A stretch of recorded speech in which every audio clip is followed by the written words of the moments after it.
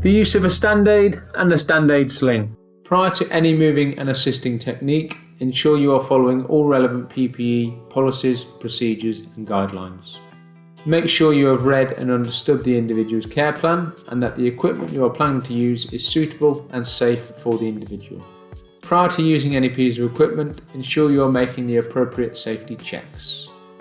We should check things such as ensure the wheels can run freely, the safe working load, the Lola service date, and the battery has some charge. As always, we check the slings prior to use for rips, tears, frays, and to ensure it's suitable for the individual and for the task in hand.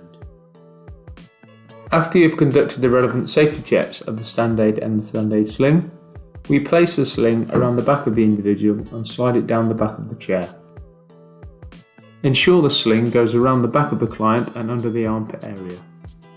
Ensure the clip is in place, and we are now ready for the manoeuvre.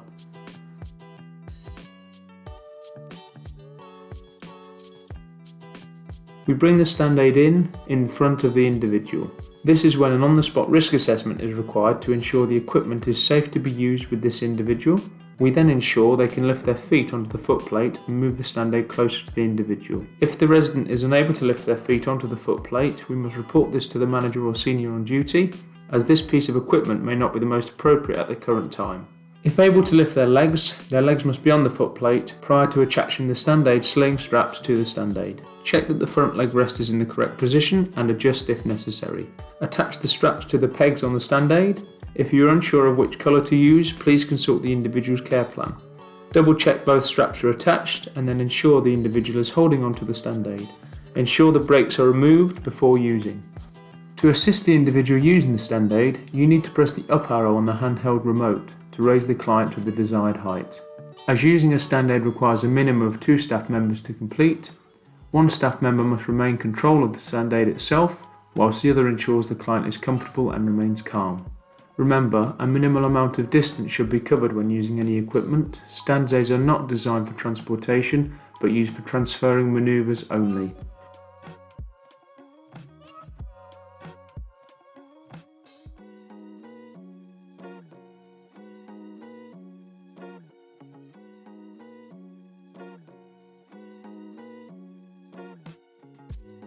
Once we have the individual at the desired area, the resident is to be lowered. This takes place by holding down the down arrow on the handheld remote.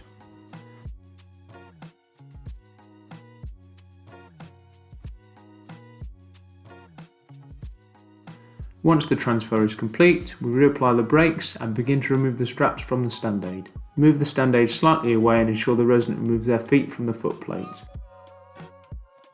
Move the stand aid out of the way. Finally, we ask the individual to lean forward so that you can remove the sling from behind them.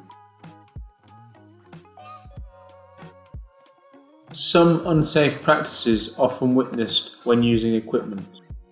Please always remember, any manoeuvre using the stand aid and stand aid sling always requires a minimum of 2 people. Never leave the brakes on the hoist or a stand aid. The only time you need to use the brakes is in extreme circumstances on a risk-assessed basis.